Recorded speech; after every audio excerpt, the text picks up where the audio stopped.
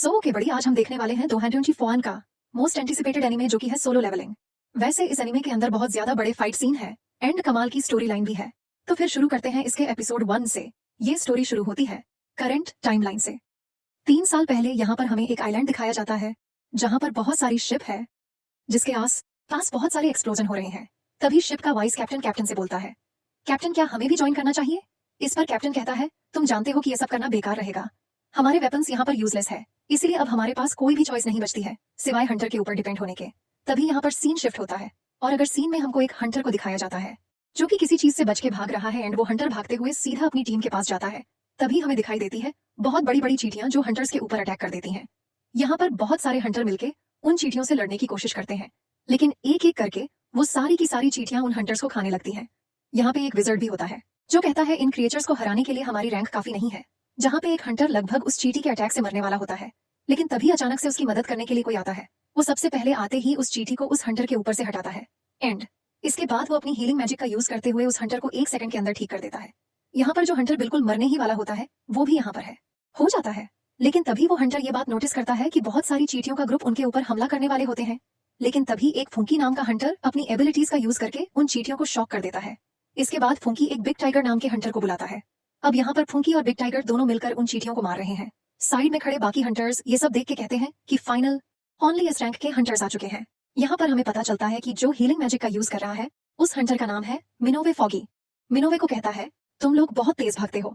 मिनोवे जीस पर मिनोवे कहता है, मैं जितना हो सके उतना ज्यादा से ज्यादा लोगों की मदद करना चाहता हूँ और वैसे भी मुझे भरोसा था कि तुम दोनों मिलकर मुझे बचा ही लोगे। तभी यहाँ पर किसी के चिल्लाने की आवाज इनको सुनाई देती है। हमें यहाँ पर दिखाई देता है कि एक बहुत बड़ी सी व्हाइट कलर की चींटी इनके पीछे खड़ी है, क्योंकि उसे देखने के बाद कहता है, क्या ये बॉस है? वैसे इसको देखकर लग तो नहीं रहा। इसको टाइगर कहता है, मुझे लगता है कि ये चींटी हुए ग्रुप का लीडर है। इसके बाद टाइगर मिनोवे को कहता है, मिनोवे तो इन शॉर्ट लोगों का ध्यान रखो। इसके बाद टाइगर और फुंकी वो दोनों मिलकर उस चींटी के ऊपर अटैक करने चले जाते हैं। टाइगर सबसे पहले जाते ही उस चींटी का मुंह पकड़ लेता है। इसके बाद फुंकी अचानक से ऊपर से आता है एंड चींटी के ऊपर एक लाइटनिंग अटैक करता है। इस लाइटनिंग अटैक से उस चींटी को बहुत भयंकर वाला श्राप लगता है, जिसे देखने के बाद टाइगर उसके कुछ बॉडी पार्ट्स निकाल लेता है। ऐसा होते ही वो चींटी टाइगर को पीछे धकेल देती है, बट फाइनली यहाँ पर टाइगर अपनी एक एबिलिटी का यूज करता है और सीढ़ी को मार देता है। नीचे आने के बाद फुकी टाइगर को कहता है, तुम्हारी ये जो पावर थी ये तो बहुत वाहियात थी, लेकिन यहाँ पर चीजें खत्म नहीं होती। उस सीढ़ी के मरने के बाद बहुत बड़ा शुभ रूप आता है व्हाइट चींटियों का। ये देखने के बाद फुगी बोलता है, ऐसा लगता है कि वो लीडर भी नहीं था। इस सीटी के ग्रुप को आता हुआ देखकर टाइगर अपनी एबिलिटी का फिर से यूज करता है, जिसके बाद उसकी बॉडी एनहांस हो जाती है और उसकी मसल्स भी बढ़ जाती है। वो भी अपनी लैंडिंग अटैक का यूज करता है, जिसके बाद यहाँ पर इन दोनों की पावर कंबाइन होकर उन सीटीओ के ऊपर हिट करते हैं।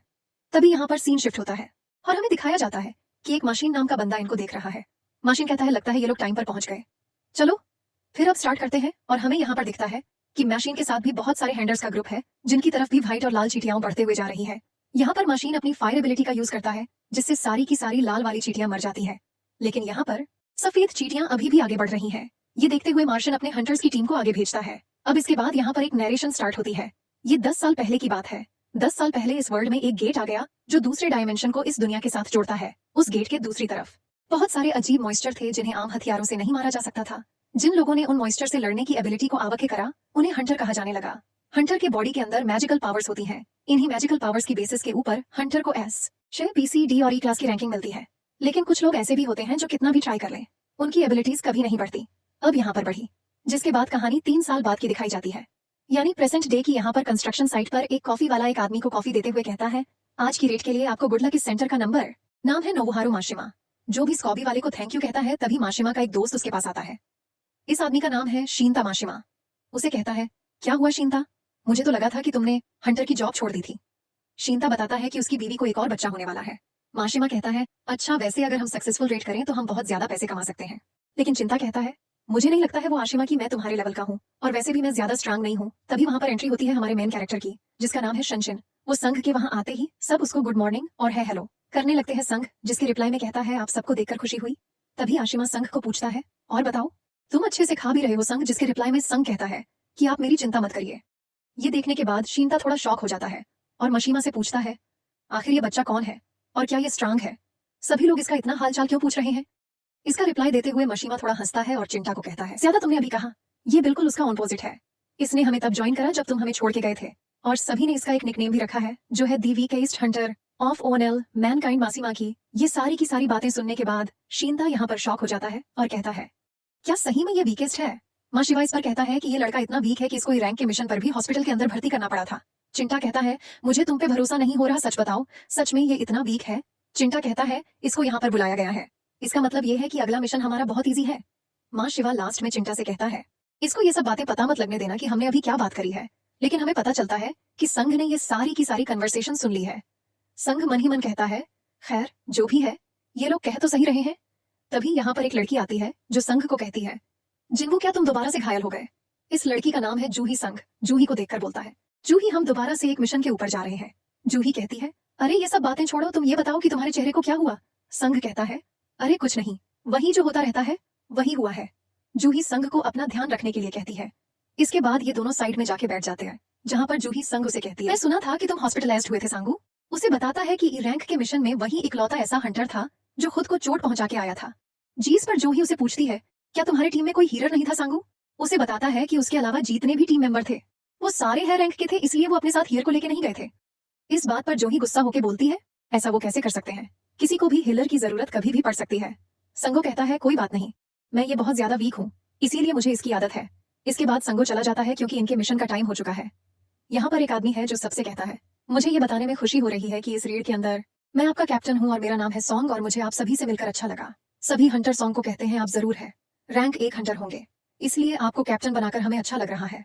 सॉन्ग को देखने के बाद संघ कहता है, आपको देखकर अच्छा लगा, जिसके बाद सॉन्ग भी उसको ग्रीट करता है और कहता है, चलो फिर सब तैयार होना। जिसके बाद ये लोग गेट के अंदर जाने लगते हैं। अंदर जाते हुए माशिमा संघ को कहता है, हमारे साथ रहना। संघ जो भी कहती है कि हम अपना बेस्ट करेंगे एंड ये कहने के बाद वो भी गेट के अंदर चली जाती है।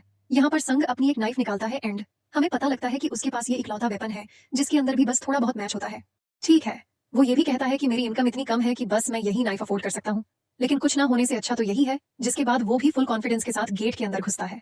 अगला सीन होता है एक ऑफिस का, जहाँ पर एक आदमी अपने प्रेसिडेंट से कहता है कि आपकी मीटिंग गवर्नमेंट के साथ कैसी रही? जिस पर प्रेसिडेंट कहता है, गवर्नमेंट वाले बस एक ही बात कह रहे हैं, वो चाहते हैं कि हम डंजन्स में लगातार जाते रहे और जितनी भी चीजें हमें डंजन्स मिल रही हैं हम सारी की सारी उन्हें सप्लाई करते रहे। लेकिन देखा जाए तो वो लोग कुछ गलत भी नहीं कह रहे, हम बस डंजन्स की चीजों को बेचकर ही पैसा कमाए जा रहे हैं। तभी वो प्रेसिडेंट अपने ड्रॉर में से एक चीज निकालता है और कहता है, ये है वो क्रिस्टल जो मैजिकल बीस्ट को मार के मिलते हैं। इन्हें मैजिक जेम्स कहा जाता है एंड इनको बेचा भी जा सकता है। अगले सीन में हमें दिखाया जाता है कि संघ के हाथों में एक क्रिस्टल है, लेकिन उसी के साथ साथ उसके हाथ पर खून भी लगा हुआ है। संघ खुद से कहता है, फाइनली मैंने एक जेम ले ही लिया, बट सडनली यहाँ पर एक गॉब्लिन शंख के ऊपर अटैक कर देता है। जैसे ही शंख गॉब्लिन के ऊपर अपने नाइफ से अटैक करने वाला होता है तब उसकी नाइफ ही टूट जाती है, जिसके बाद गॉब्लिन शंख के पेट में तलवार घुसा देता है। तभी वहां पर शिंटा आ जाता है और गॉब्लिन को मार देता है। शिंटा कहता है, अगले मैजिक बीस्ट को मैं मारूंगा, जिसके बाद वो जूही को शंख को हील करने के लिए कहता है। खैर वो वहां से चला जाता है जो इस संघ को हील कर रही होती है और संघ लेटे लेटे देख रहा होता है कि कैसे बाकी के हंटर्स मॉन्स्टर से लड़ाई कर रहे हैं। जिसके पास सीन दोबारा से शिफ्ट होता है प्रेसिडेंट ट्रेंट ऑफिस की तरफ, जहां पर प्रेसिडेंट बताता है कि जो मैजिक जंप्स है रैंक के मैजिक बीस्ट को मार के निकाले जाते हैं, उनसे और भी ज्यादा खतरनाक वेपन्स बनाए जा सकते हैं, जिनसे और भी ज्यादा स्ट्रांग मैजिकल बीस्ट को मारा जा सकता है। वैसे डंगस में जो माना क्रिस्टल पाए जाते हैं उनकी भी वेपन्स बनाए जा सकते हैं, लेकिन वो ज्यादा इफेक्टिव नहीं होते। लेकिन गवर्नमेंट इन माना जंप्स का यूज नई टाइप की एनर्जी के लिए करना चाहती है, क्योंकि ये न्यूक्लियर पावर से बहुत ज्यादा सेफ है और हाइड्रो पावर से बहुत ज्यादा एफिशिएंट है। साथ ही में ये थर्मल एनर्जी के मुकाबले कम एयर पॉल्यूशन भी करती है। सिंपली ये कमाल की ग्रीन एनर्जी है। गवर्नमेंट इस चीज पर अभी रिसर्च कर रही है कि कैसे माना जेम्स और मैजिक क्रिस्टल से इलेक्ट्रिसिटी को बनाया जाए, लेकिन इन जेम्स और क्रिस्टल को लाने का काम बस हंटर्स ही कर सकते हैं। फिर से डंजन का होता है, जहां पर इन हंटर्स ने मिलकर बहुत सारे मॉन्स्टर को मार दिया है। इसी के साथ साथ इन्होंने डंजन के बॉस को भी मार दिया है। पीछे बैठा हुआ संघ भी ये सब चीजें देख रहा होता है, जो इस संघ को बोलती है, क्या तुमने प्रेशर में आके हंटर बनने का सोचा? अगर ऐसा है तो तुम्हारे साथ कभी भी कुछ भी हो सकता है, क्योंकि तुम्हारी पूरी बॉडी को बहुत बुरा हर्ट हो सकता है। ये सुनकर संघ जूही से माफी मांगता है। इस पर जूही कहती है कि मुझे तुम्हारी माफी नहीं चाहिए, मुझे तुम्हारी चिंता है। पीछे हंटर्स ये बात कर रहे हैं कि यहाँ पर ज्यादा मान क्रिस्टल्स नहीं मिल रहे, इसीलिए जितने भी मान क्रिस्टल उन्हें मिले हैं उससे वो ज्यादा पैसे नहीं कमा पाएंगे। साइड में पड़ा हुआ संघ भी ये बात सोच रहा होता है कि उसको तो बस ई रैंक का मिला है और इसके लिए अपनी जिंदगी दांव पे लगाना होशियारी की बात नहीं है। तभी अचानक एक आदमी की चिल्लाने की बात आती है, जो कहता है, सभी लोग इधर देखो। सभी के सभी हंटर्स उसके ऊपर ध्यान देते हैं और उन्हें दिखता है कि यहाँ पर एक बहुत गहरी टनल है। वो सोचते हैं कि क्या ये डबल डंजन है। वो लोग ये बात कर रहे होते हैं कि हमने बॉस को डिफीट कर दिया है, लेकिन ये डंजन अभी तक बंद नहीं हुआ। तभी वहां पर खड़ी एक लड़की कहती है, हाँ मुझे भी ये चीज देखकर बहुत अजीब लग रहा है। माँ सीमा और शिंता ये सोच के खुश हो रहे होते हैं कि अब वो और भी ज्यादा पैसा कमा सकते हैं। कैपिटल सन कहता है, ऐसी सिचुएशन में हमें ये बात हंटर एसोसिएशन को रिपोर्ट करनी चाहिए। चिंटा कहता है नहीं, अगर हम ऐसा करेंगे तो हमारे बाद आए हुए हंटर इस चीज का फायदा उठा लेंगे, और वैसे भी ये एक डी रैंकर डेंजर है, इसके अंदर हम आराम से जा सकते हैं। माशिवो भी कहता है चिंटा की वाइफ प्रेग्नेंट है और खुद देखो हमें कितने कम जंप्स मिले हैं। कैप्टन सॉन कहता है ऐसा करना डेंजरस हो सकता है, इसीलिए अब हम यहाँ पर वोटिंग करेंगे। यहाँ पर वोटिंग होती है और वोटिंग में 6 लोग तैयार हैं और 6 लोग तैयार नहीं है, और यहाँ पर संघ ने वोटिंग नहीं करी है, तो अब सब कुछ संघ के ऊपर डिपेंड करता है। संघ यहाँ पर सोचता है कि उसके लिए ठीक रहेंगे, डंजन बहुत ज्यादा खतरनाक हो सकते हैं, लेकिन वो ये भी सोचता है कि उसके फादर अभी तक मिस है और वही इकलौता है जो कि उसके घर में पैसे कमाता है।